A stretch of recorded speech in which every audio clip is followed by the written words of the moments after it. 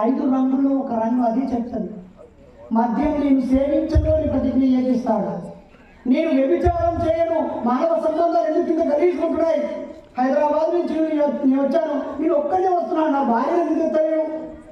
నా అందమైన ముద్ర కూతురు ఎందుకు తీసుకొస్తానండి ముట్టిన ఊరికి?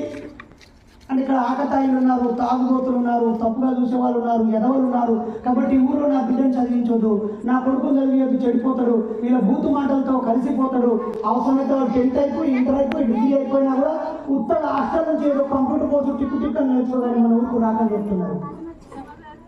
అంటే బాబాసాహెబ్ దీన్ని 1956లోనే గుర్తించి నేను దొంగతనం చేయాలి. ఇప్పుడు అన్ని రకాల దొంగతనాలు జరుగుతున్నాయి. దొంగతనం అంటే ఇంట్లో దూరేటప్పుడే కాదు, అన్ని రకాల దొంగతనాలు.